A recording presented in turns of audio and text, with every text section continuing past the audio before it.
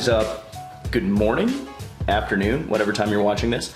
So this is probably the most requested or thing that I get the most questions about, and I'm really excited to put this together. I've been wanting to do this for a while, but it's how to calculate macros. So macros are super important to whether you're bulking or cutting, even if you're doing something like reverse dieting. I'm not going to get into that in this video, but the point of it is, like, this is getting your diet in check, and understanding how this all plays out is a really important part of the process. In fact, it was probably the most influential for me. So we're going to talk about that in this video. Let's get into it. All right, so as a starting point, what we need to understand is something about our TDEE, or total daily energy expenditure.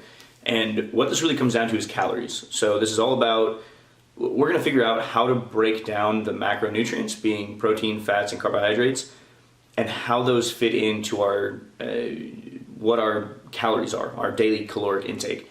So all of us operate on calories, right? The calories are our fuel for our body. So to operate, to have enough fuel, then our body is requiring a certain amount of calories every day. We're getting our calories from food. And then within those calories, our calories are made up of our macronutrients. As I mentioned, those three being proteins, fats, and carbohydrates.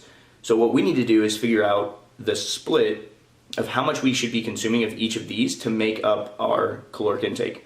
So let's start with something simple, and that's going to be calculating it's called our maintenance calories. What caloric intake do we need to have to maintain our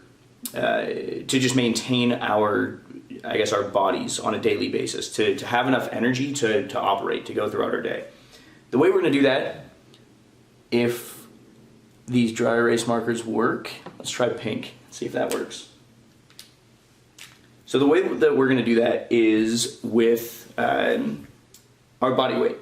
And I'm going to do this for myself, and you can do the same for you. These are kind of general guidelines, but this is what I follow. There are extreme situations where, well, and I'll get into those, but essentially this is for somebody that is getting started. You're not intensely out of shape. Like if you're very overweight, then this might not be the best guideline to do. You'd probably want to go based off of BMI.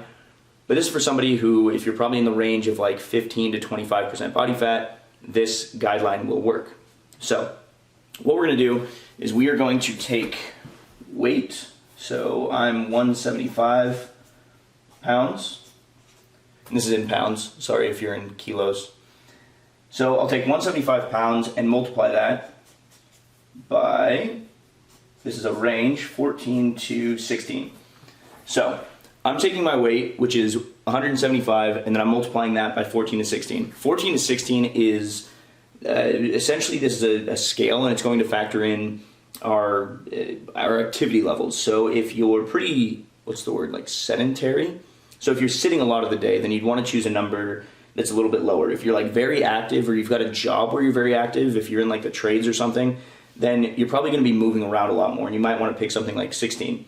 And so, as you may or may not know, I sit at a desk, my home office, most of my day. So even though I'm in shape and I work out, I'd still probably put myself at 14.5 or 15. So I'll do 15 for myself, just because that seems like a fair range, and it's also in the middle, right? Because we're going to get to adjusting at the end of this. But I'm going to choose 15. So I'm going to take 175 times 15, and that's going to give me a ballpark estimate of what my maintenance calories are. So this is going to be ballpark of our maintenance calories. Let me just pull up the calculator so I don't misquote anything. So I'm going to take 175 times 15. That's going to give me 2,625, if you can see that, kind of. So 2,625, let's just pull that up here. All right, so what we have on here now is 2,625 for my maintenance calories. Now this is what my body will use on a daily basis. Then we come back to another scale. It's very simple to essentially just have this number, or it's very simple to look at things in a scale way, because in the same way that we were looking at a scale for our activity levels, then we can look at it in a scale from our maintenance calories to either putting on size or taking away size. So if we draw, I wonder if you can see that. If we make just a scale, essentially maintenance is going to be right in the middle, and then if we go this way into a deficit, then that's going to be us cutting, right? Because we're going to be taking away calories. So our body is going to utilize the extra energy that it's stored on our body, hopefully fat. Or if we want to bulk, then we'd go up this way and we'd add in more calories so that our body has extra fuel to utilize to do things like build muscle. So when you're bulking, you're trying to put on like lean muscle mass. And when you're cutting, you're trying to utilize the stored energy, which is stored as fat. And we'll get our bodies to do that by essentially taking our maintenance calories, this 2,625, and then what you can do is subtract that from, or you subtract from that number anywhere from, like a good range would be 300 calories to 500 calories. I always like to go, I wouldn't go much higher than 500 or 600. Like 600 would probably be the max because you want to do things in a steady pace. The reason for that is because if you cut your calories too drastically and you try to like create a very quick weight loss in a short amount of time, you've probably heard this before, but it can come back, it can mess with your hormones, it can mess with your like stress levels. It's not good to do. A healthy range to do would probably be 300 to 500. And for this purpose, I'm gonna do 400 for myself. So I'll do 2,625 minus 400. Actually, I'm gonna subtract another 100. Let's just do 500 because it's a nice even number. So, and the other reason for that is because there's about 3,500 calories in a pound of fat. So if you take away 500 calories every day for 7 days of the week, right? So if you're eating in a 500 calorie deficit for 7 days, then at the end of that week, you will have burned a total of 3,500 calories, which equates to about 1 pound of fat. So that means that over, 3 months, you'd be losing 12 pounds of body fat, which is pretty significant for some of us, depending on like where you're at, right? We all have different sizes and all that. So that puts me, if I subtract 500, that puts me at 2,125 total calories. Okay, so as you can see here, 2,625 is my maintenance, is right in the middle, and then my cutting calories are 2,125. I'm gonna go a little bit higher just because I don't need to lose a pound a week. So I'm just going in like a slower process, but you can do 500 if you would like. And again, I wouldn't go past like 600, depending on where you're at. If you want to lose more weight more quickly, then you could do that, but don't go past 600. And then the opposite of this is true, that if I was bulking, then I would add anywhere from like 350 to 500 calories. And again, these are ballpark numbers because when I was bulking, I think I added in like 800 calories just because week over week as I was tracking, I wasn't putting on size, so I needed to adjust and I needed to add in more until I saw that progress that I was looking for. My measurements increasing, my weight increasing, whatever it may be. But we're just focusing on cutting right now. For bulking, just add in 350 to 500 and we'll get into that. So once we have this, these are our calories. These are the total amount of calories that we need to consume on a daily basis to drop weight, to theoretically drop a pound per week. Excuse me. From there, what we need to do is actually figure out what the split of macronutrients looks like. So you may have seen this before, but essentially it's 4 calories per gram of protein and carbohydrates, and then it's 9 calories per gram of fat. Let me write that down real quick. All right, so what I've put up here in this corner is what I just mentioned, is that for protein and carbohydrates, it's 4 calories per gram, and then for fat, it's 9 calories per gram. So what we need to do is find the numbers here of our protein, carbs, and fats that make up our total caloric intake. The way we're gonna do that is starting off with our protein, then moving into our fats, and then our carbs. So it's a pretty simple formula. What we're gonna do is take our weight up here, 175, and for protein, what you're gonna do is we fall back to a range again. That you're gonna be at, it's anywhere from 0.9 to like 1.25 is the general consensus that I hear. I always stick a little bit higher, and this varies. Again, we come back to a scale, but with our protein, you want to, if you're overweight or out of shape or I guess just not really, you're not doing a whole lot of exercise right now, then and you carry excess body fat, then you can go with a lower number. So you can go with like 0.9 per pound of body weight. But for me, I'm a little bit more active, and I just, like, as I get leaner, then you can actually add in more protein. So I'm gonna do something like let's say 1.1 per pound. So I'll do my weight here, 175, and I'll do that. So this is going to be for protein. Okay, so the way that I just got my protein, if you can see that, is I did 175 times 1.15.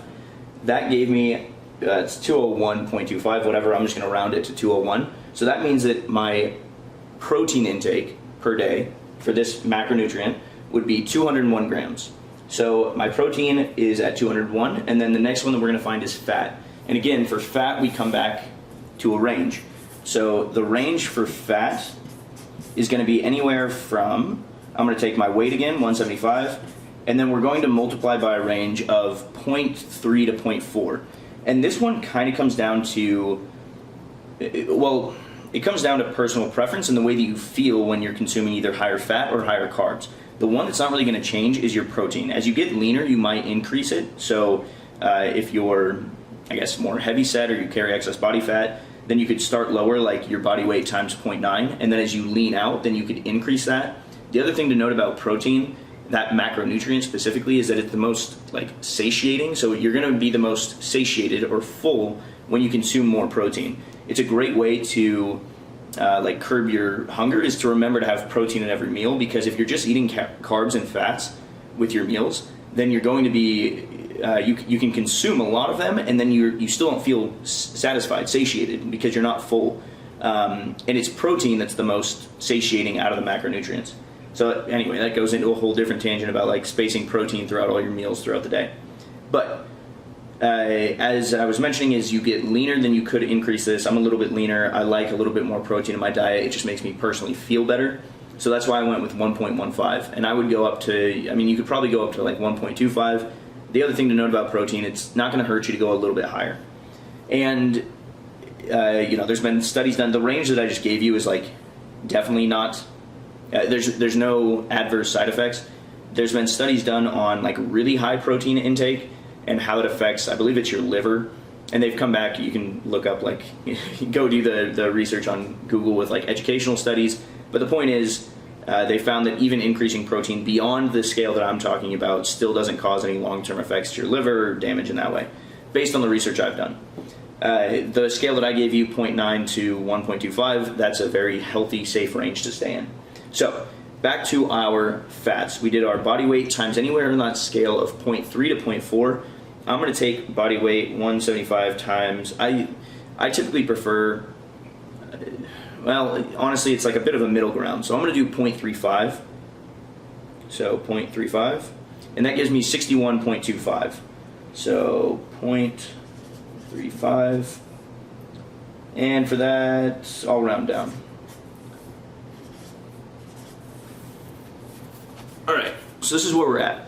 We've got my protein, 175 times 1.15 gives me 201 grams. And then for fat, I'm at 175 times 0.35, again, a range. If you prefer fattier foods, almonds, avocados, that sort of thing, then, or like even nuts, nut butters, whatever it may be, then you could go higher up to like 0.4. For me, I'm kind of impartial. I like an equal balance between my carbs and fats. So I'm gonna leave that at 0.35, and that gives me 61 grams for fat per day. Now we get into the fun one, which is carbs. You can see over there. And the way that we calculate our carbs is by coming back to this number right here, which is our cutting calories, the calories that we're utilizing to cut every day. And if we come back to this, we know that for our protein, there's 4 calories per gram. And for our fat, we know that there's 9 calories per gram. So what I'm gonna do is take this number, 201, multiply it by 4, since there's 4 calories per gram. I'm gonna take 61 and multiply that by 9, since there's 9 calories per gram in our fat. And then I'm going to get a number here. When I get that number, then I'm going to take 2125 and subtract from whatever number I get. Then that will give us the total calories from our carbohydrates. So let me do that math real quick. All right, so what I've just done here is that I've done protein, which is 201 times 4, because we know that there's 4 calories per gram in protein. That gives me 804, and then I've added that with 61 times 9, because there's 9 calories per gram in fat. So you take 61 times 9, that is 549, and then that equals 1,353. So this number right here, 1,353, that is my total amount of calories from fats and proteins. Then what I do is I take this cutting number that I got before, the number of calories that I need to have to cut, which is 2,125, and I subtract the 1,353 calories that I'm getting from protein and fats.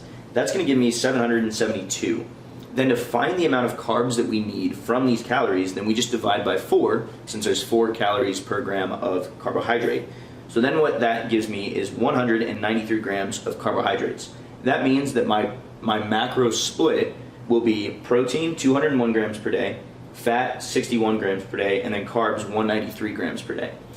Now, this is just a starting point, and it's also ballpark. This is something that, like, I guess the thing that you need to consider is that all of our bodies operate differently.